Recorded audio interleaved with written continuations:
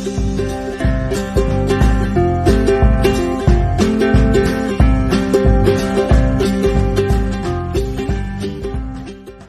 everyone, it's Renee with Delaney Jane Cards. Welcome back to my channel. Today I have another video for you for Team Tiny. Team Tiny is a group of content creators that are all small. We all got together when we are brand new, and we work together to build up each other's channels and gain subscribers. And the point is to work together to get to monetization. So we are going to be together until we get commercials. So this is a hashtag driven hop. You can just put in the hashtag. I will flash it across the screen a couple times. It's hashtag teamtinyspringaprilshowers. I know that's a mouthful, but if you would type that in your YouTube search box, you will find a bunch of videos.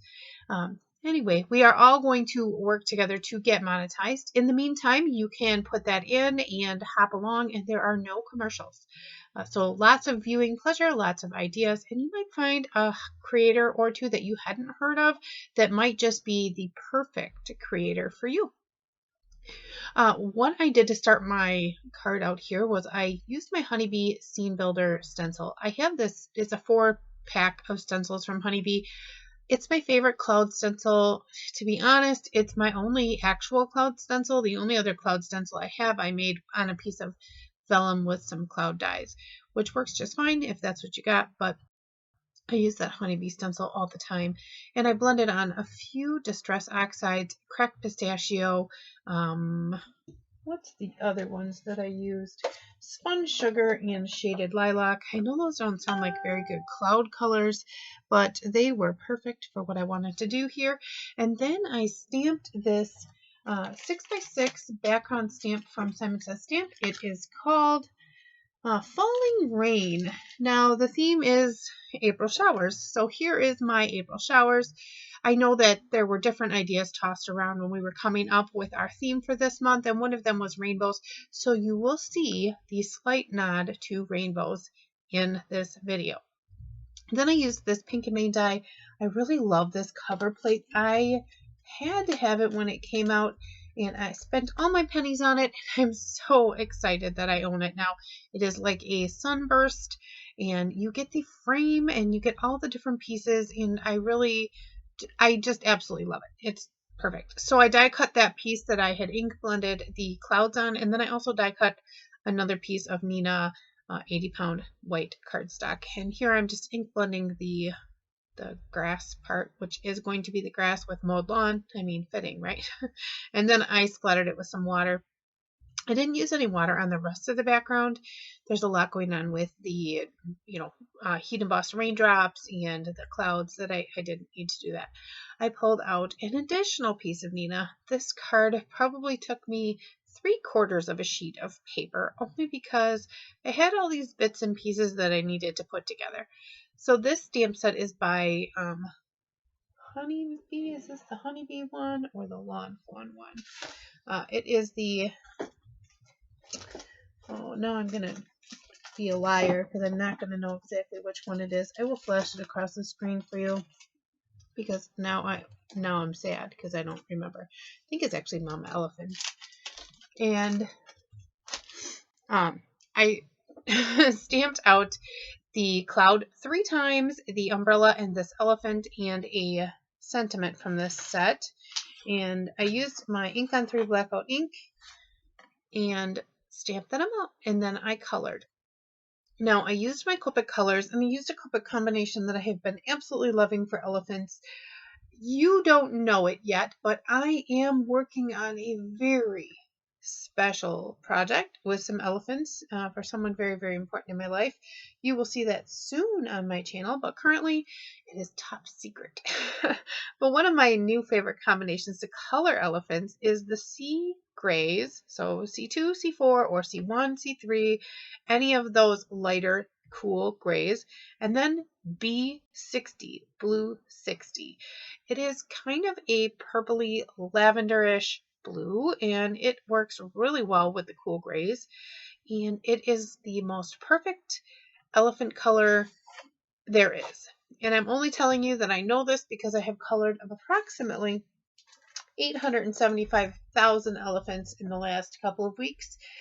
And I can attest to this being a great color for elephants. I might be over exaggerating on the number of elephants that I've colored, but when you see the project in a couple of weeks, you will agree that there are plenty of elephants involved.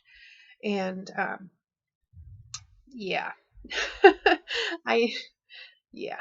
I did also pull in the BV02 for this elephant. I thought that it needed a little bit more depth.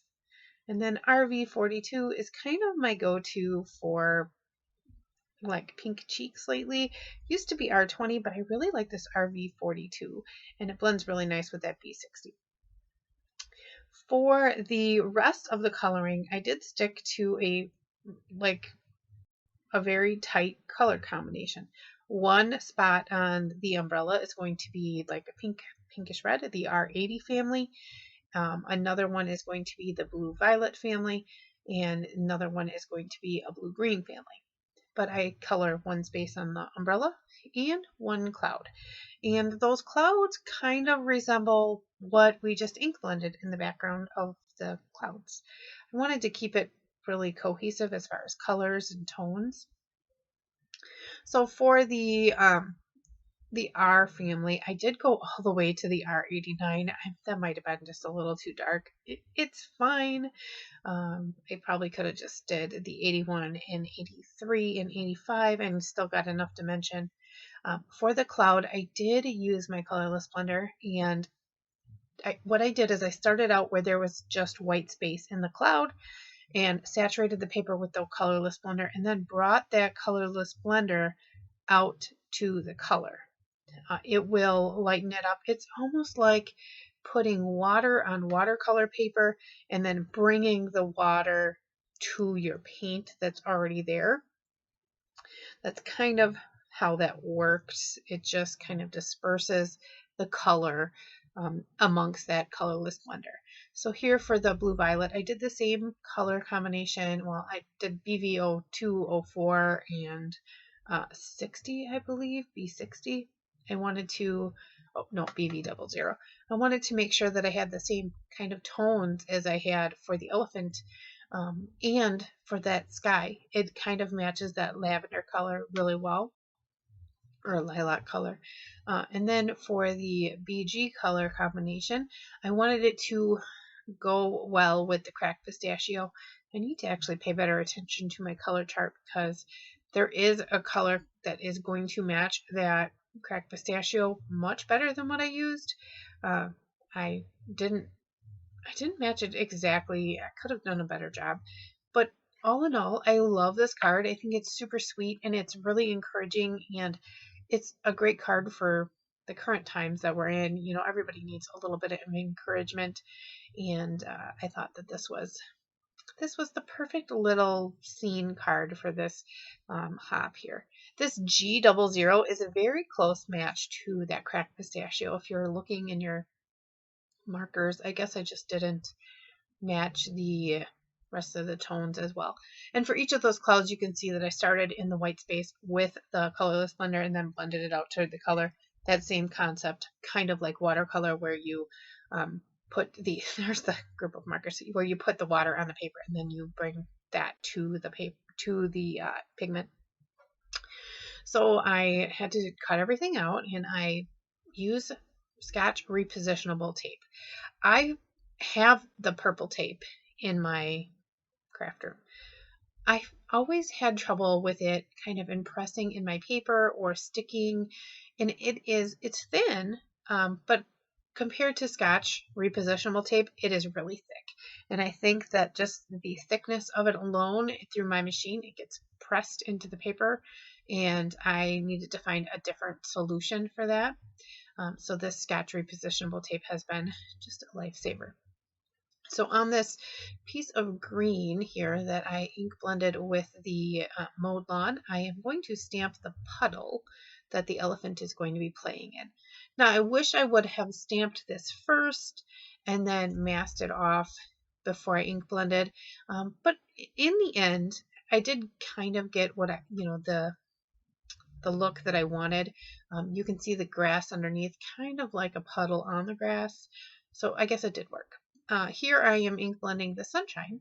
I'm using the squeezed lemonade and this orange, I think it's carved pumpkin, and just blending it back and forth so that I can get, oh, maybe it's spiced marmalade. I just blended it back and forth. Nope, it was carved pumpkin. And then here, I was trying to find a blue tone that would show up really well on this green. I have never colored over my Distress Oxides before, or maybe I have, but not intentionally. So it was kind of a new experience. I was hoping that it wouldn't ruin my markers. I didn't have any trouble. Here's another way that I use this Scotch repositionable tape in my craft room.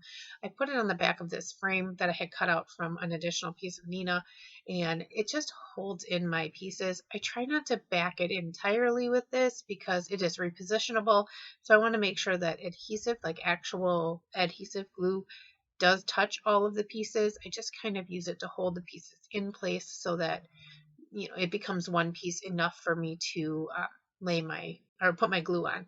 So here I just paper pieced in all of the clouds, and they have that white frame now around everything, which I thought was just kind of pretty. I guess I could have done yellow around, you know, I could have blended that yellow so it looked like sun rays, but I just thought it was fine. Let me know, what do you think? Do you think that I should have blended that with some yellow to continue those sun rays, or do you think that the white is fine?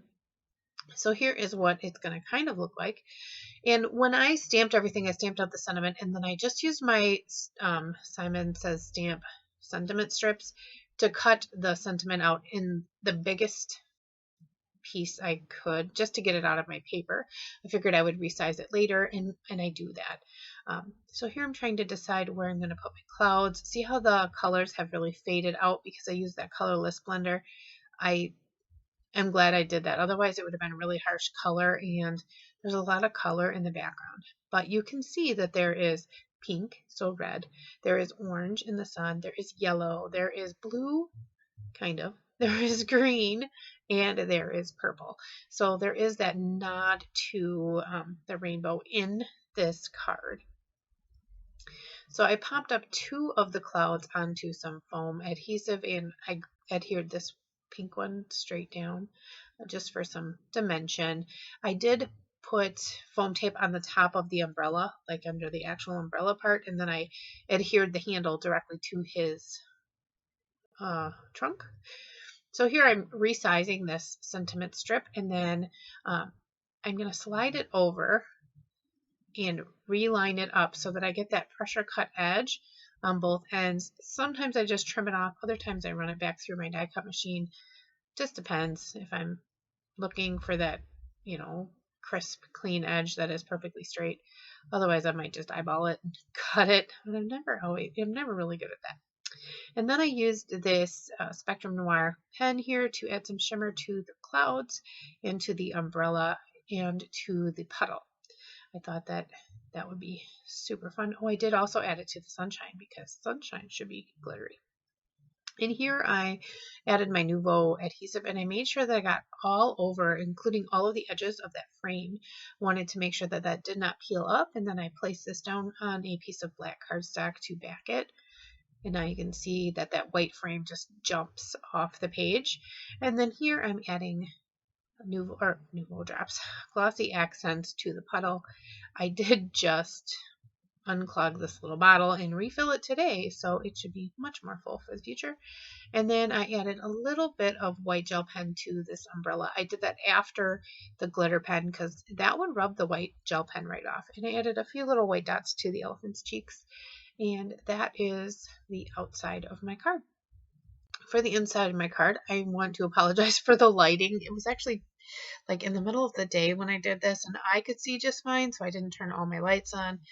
And then I realized that I probably should have.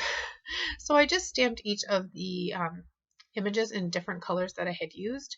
So the umbrella is in the cracked pistachio, the elephant is in the purple, and the cloud is in the pink, and that finishes off my card for today.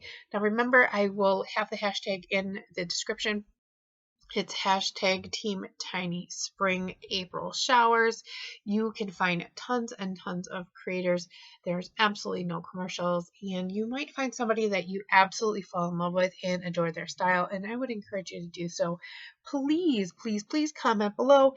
And I would love it if you would subscribe and hit the little bell. YouTube has been telling me that I need to ask you to hit the bell. Thank you for stopping by. And as I always say, give cards generously. Bye.